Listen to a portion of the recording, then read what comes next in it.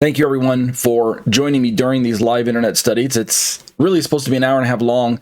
Lately, I've been pushing it to about almost 2 hours, so I apologize for those of you who are looking for shorter topics. The entire show is broken up into two topics. The first topic is called Eschatology, a biblical study of end-time events, where we're kind of working our way topic by topic, like you can see on your screen right now, working our way topic by topic towards a study on the book of Revelation. And right now we're in this we just started this can be somewhat exciting or controversial or interesting topic known as rapture views or rapture itself. Topic 10, rapture views and overview, talking about the topic of rapture, what is it, when is it, why is it, etc., etc. I think most of you already know there's about 4 main views. So we'll look through real quick through what is in store for this particular topic in a moment. After the eschatology study, the last 30 minutes of my hour and a half long show is given over to a topic entitled A Trinitarian Response to Biblical Unitarianism.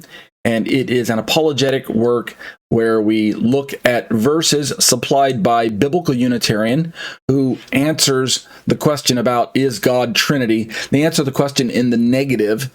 He is not Trinity in their view. And we're taking the Trinitarian position as if this were a debate. We're taking the positive of the affirmative position. Yes, God is Trinity.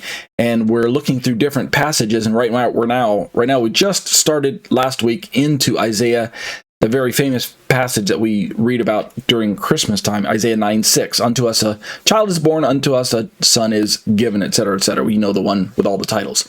Okay, so if those topics are both of interest to you, well then, I encourage you to stay through the entire show, which for these YouTube clips, you can only see each playlist is dedicated to each topic, so you'd have to just basically subscribe to my YouTube channel to see the entire show, or you can catch the podcast version, which is the complete audio show, which is uploaded probably about 24 hours after I record the entire show. Okay, everybody ready? Here we go. Let's jump into eschatology, a biblical study of end-time events. Just real quick, what we're going to be looking at by way of topics is there are 4 basic rapture views. This is just one slide that I've been using, but you can see all 4 views here. Within the time period known by many as the 7-year tribulation, even though I personally don't subscribe to that label, 7-year tribulation, but within that time frame, there are places that have been assumed to be when the rapture is going to take place. And all of them really are based on Scripture, so I'm not going to be too harsh on one versus the other, but I will tell you which one I hold to. So in the order that you see them on this chart, moving from top to bottom, where the little yellow circle is placed, we have rapture known as pre-trib. What this does is it places the rapture in front of, or prior, or pre to the 7-year tribulation. And then the rest of the 7-year time period is labeled in this view either wrath of God or tribulation. The two terms are somewhat synonymous in this view. The next one moving down on this list is mid-trib or mid-tribulation. Rapture shows up roughly right in the midpoint of the 7 years, which then means that the first half of the 7 years is not wrath of God, like you can see on the screen. Rather, it's some form of tribulation. At least, it doesn't say it here, but that's, I believe, what they're talking about. And then the last half is wrath of God. And then moving down the list, the third one on the list is, is pre-wrath. And this one actually puts rapture not at the beginning and not in the middle, but it's closer to the far right side of the 7-year tribulation. So it's after the midpoint, but not at the far end. So it's somewhere in the middle there. And it has a pink arrow pointing to wrath of Satan on the left side of the rapture, and the gray arrow or black arrow is on the right side with wrath of God. So there's a distinction in this particular perspective. And then the last one on this chart is post-trib. For the full 7 years, we've got what is probably listed as either tribulation or wrath of God, one of the two. At least this arrow just shows the wrath of God from the midpoint. And then rapture's on the farthest right. And then, of course, on the farthest right of every view, which is essentially agreed upon by all four views is the millennium. And that's the 1,000-year time period when Jesus will rule and reign bodily from planet Earth, and the saints will be ruling with him. So this is just this is one look at the four views. We'll come back around to more charts that show different perspectives. But if we want to zoom in on each of those four, and this is the order that I'm going to be addressing them in this study. Pre-trib is, again, the full 7 years is recognized as the tribulation / wrath of God, and the idea is that there are enough verses in the Bible that teach that Christians will not experience the wrath of God, and therefore, if by definition the tribulation and the wrath of God are the same thing, and since we're promised as Christians to not go through it, then what we're expecting is that Jesus is going to rapture us, the church, out of harm's way or out of danger prior to anything happening that would be determined or be defined as wrath. So what we're going to see is it becomes necessary to define some of the key terms in this chart. What truly is tribulation? What truly is wrath? And when does the Bible indicate that they begin in relationship to where we are? And we'll also notice that in this discussion, there's this event extremely important on the far right. We can see it on this chart now that you couldn't see on this one. But in this chart, we can begin to see that opposite of the rapture on the far left, where the black and the white arrows are touching each other, kissing, the pointing up and the pointing down. On the far right of the chart, we have a single black arrow pointing down called second coming. So it becomes necessary in these discussions to define the terms rapture and second coming. Are they the same event?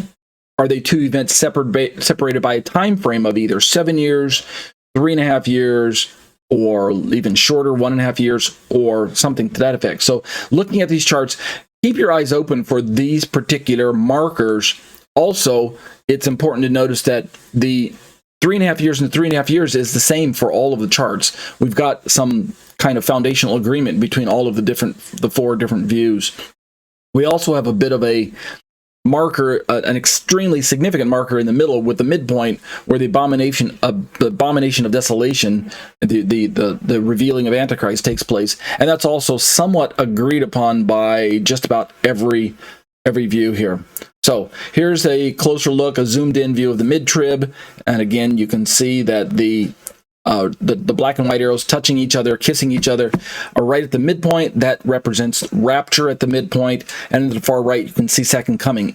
This view, just like the previous view, separates rapture from second coming, sees them as two distinct events, and yet they're connected by the area in the middle known as God's wrath. So they function as bookends or phases or aspects or stages of, it looks like perhaps one event, right? That's, I mean, just by visual from these limited graphics. Here's a third one, the post-trib rapture.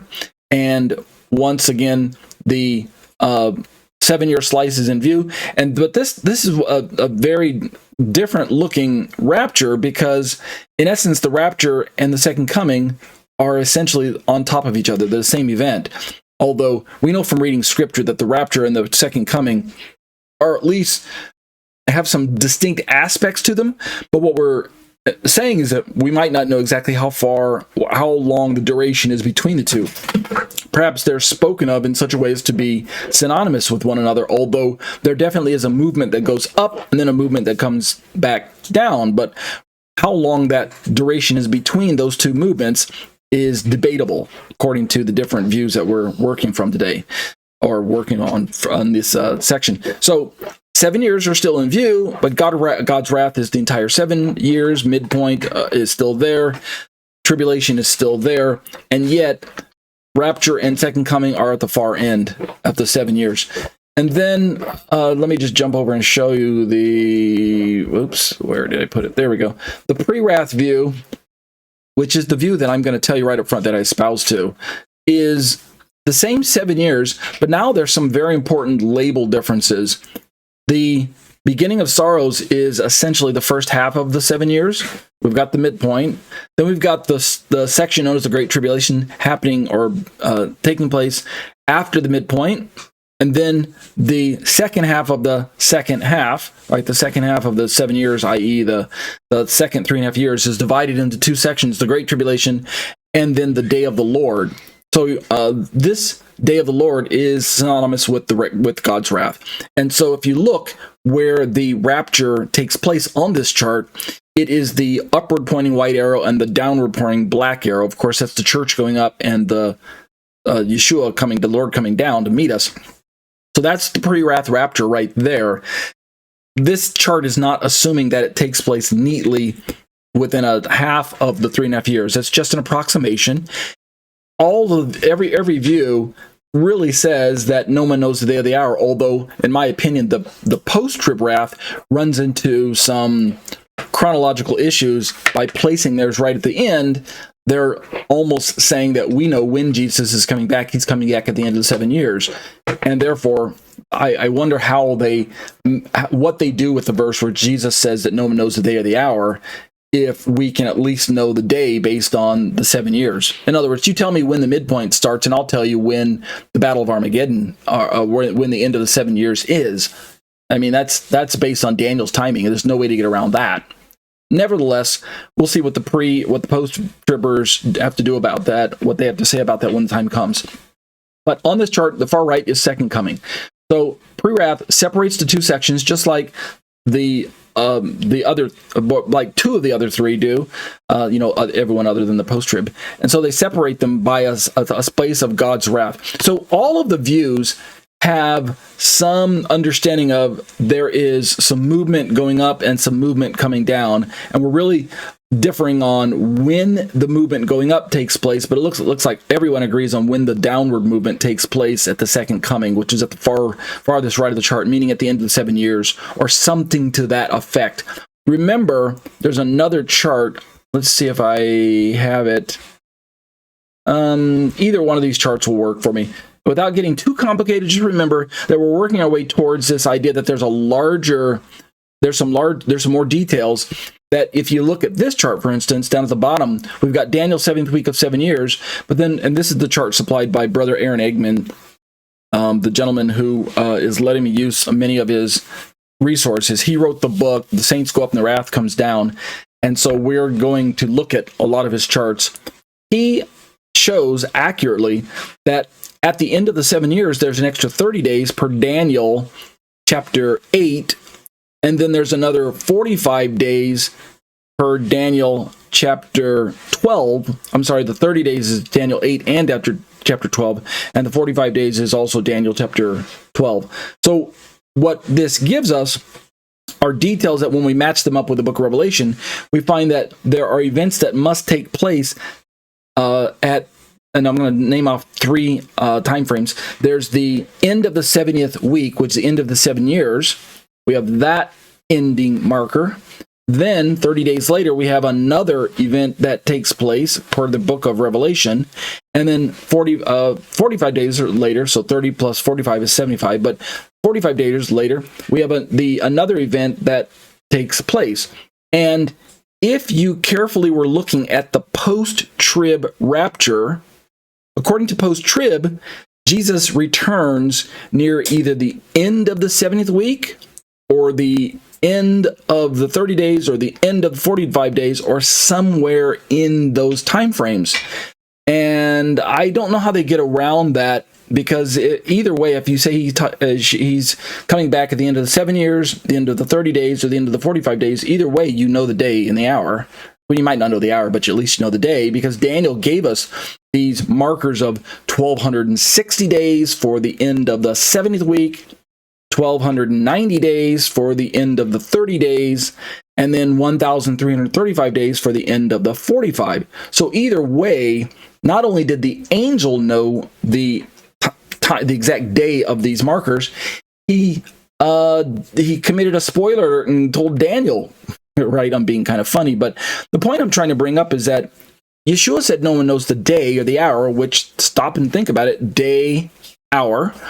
Well, unless we're going to say, well, we don't know, maybe he could come back the day before the end of the 70th week, or the day after, or a few days after, or the 30 days. So in other words, we're not saying he comes back right on the end of the 7 years. Then we could say we don't know the day, but maybe that's how they get around that. We'll see when the time comes. Okay, so that's kind of the overview of some of the charts that we're going to be looking at. Last week, we finished looking at gotquestions.org, 2 resources. They talked about a definition of the rapture, and then they introduced one of the perspectives on the rapture, which is the pre-trib view, which is the most popular view in Christian circles today. Tonight, we're going to start looking at more resources. We'll start with Pastor John Piper.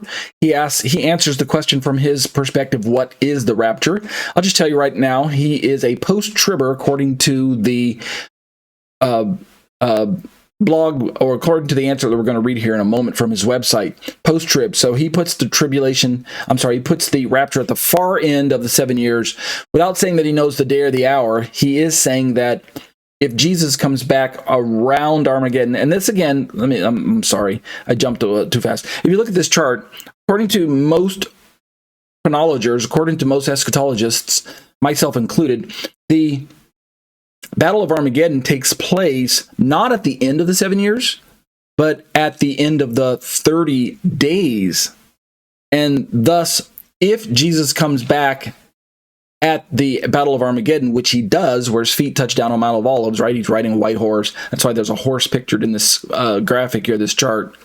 If that's when Jesus comes back for the second coming, but if, according to post-trib theology timing, the rapture and the second coming are the same event, well, then they are saying that they can know that that Jesus' return is 7 years plus 30 days. In other words, it's at the end of the 1290 days, starting our count from the midpoint of the week. Thus, again, I don't know how they get away with saying that the day is unknown if Daniel told us the day when our Battle of Armageddon is supposed to take place. Unless maybe these are really just general outlines, right? The 30 days of these events. Maybe the Battle of Armageddon doesn't take place exactly on the 30-day mark to the day. Maybe the angel was just saying there's this time frame, but then the actual Battle of Armageddon might take place a day or two earlier, a week earlier, a day or two afterwards, a week afterwards. Maybe there's some fudge room there. Okay, that could fit. So anyway, Pastor Piper is going to push for his understanding of being a post-trib rapture. After that, we're going to turn to Brother Aaron Eggman's pre-wrath chart, pre-wrath resource at prewrathresources.wordpress.com, and we'll begin to look at some of his resources with a view, working our way towards a view of looking at first the pre-trib rapture more carefully. That's the more popular view, so it deserves a lot of attention in this study. I'm not going to tell you that it is completely wrong. We're going to find out eventually that there are truths that are carried along by each of the 4 views that we really need to pay attention to. And in the end, whichever view you decide to go with, you need to at least recognize that each particular view has some very strong points that you probably need to recognize and retain when you're doing your little shopping around for which view you want to hold. So, excuse me. Pre-trib rapture view beliefs, we're going to start looking at that through Brother Eggman's website. Then we'll turn to Biola University's Biola magazine, What is the Rapture and When Will It Happen? By Professor Alan Holtberg.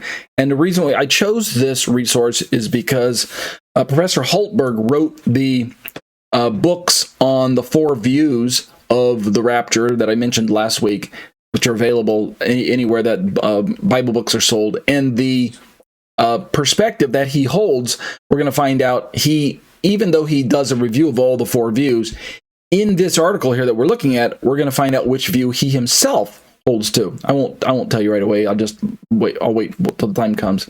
Next, we'll move to Sola Scriptura, which is actually a resource that is maintained by pre-wrath ministries, such as Brother Charles Cooper, the late Robert Van Kampen, Marv Rosenthal, Zion's Hope, and Alan Kirshner, they all contribute to this particular resource here, Sola Scriptura, solagroup.org. But what's interesting about their articles, they're able to talk about the rapture without even using the phrase pre-wrath. In other words, if someone says, they throw their hands up and says, I don't care which view, I don't want to know what man says. I don't want to know pre, post, mid, pre-wrath. I don't want those terms. I'm going to reject all that. Like a lot of people are kind of dissatisfied with denominational labels, and they say, I'm just non-denominational. What if you were to say, I'm just non-denominational when it comes to the wrath view, the rapture view? I don't want a denominational purpose. I just want to know what the Bible says. I'm going to hold a view that says the Bible. So I'm just going to say my view is called the biblical view. How could you describe that? Well, this article is going to do that for you. So we're going to find out after we read the article which one of the four views does this biblical, I'm using the air quotes with my fingers for those people who can't see me, which view does the Bible actually just teach without trying to put a label onto it. All right, we'll do that in time.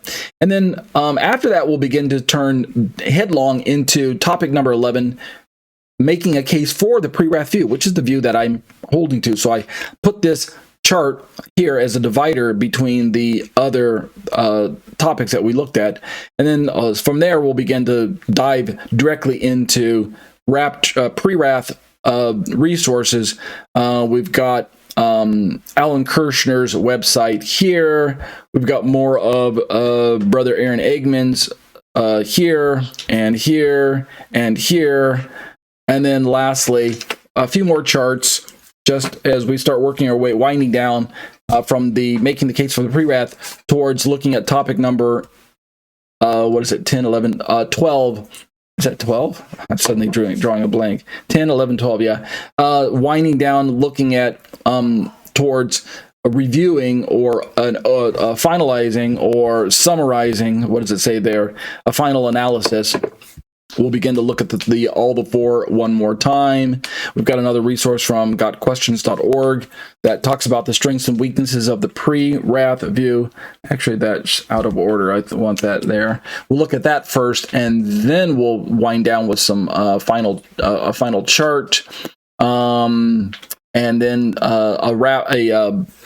an article from Pre-Wrath Rapture that summarizes all of the four views and shows some harmony and shows the strengths and weaknesses as our summary version, and then we'll close out with some extra charts on the end for visuals.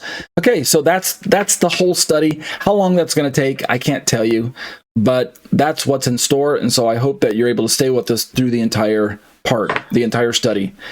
Let's jump now into Pastor John Piper's article here, and it's quite short. We could probably get through all of it tonight. I mean, this is an hour. We've got 40 more minutes left in the study. Yeah, that is right. 40 more minutes using the countdown timer. So let's jump into this part. What is the rapture? This is Pastor John Piper's audio transcript.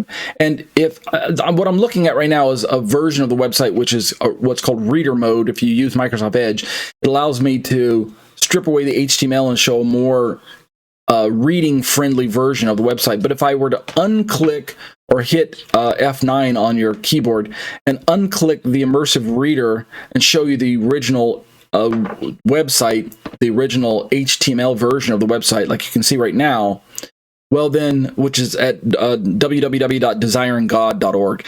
That's Pastor John Piper's resource. What you'll notice is that this is an audio file. And so there's, if you click on it, it's 12 minutes long. Listen, you can listen to him say, you can hear his answer audio-wise. It's from an interview, et cetera, et cetera. So there's the article that we're going to be reading. Okay, so let's go back over to this version, which is the transcript. And he provided this answer back in December of 2012, if I remember, and it was, it's around time for what Christians call the Christmas season. So here's what he has to say on the question of what is the rapture, and he's going to answer the timing as well.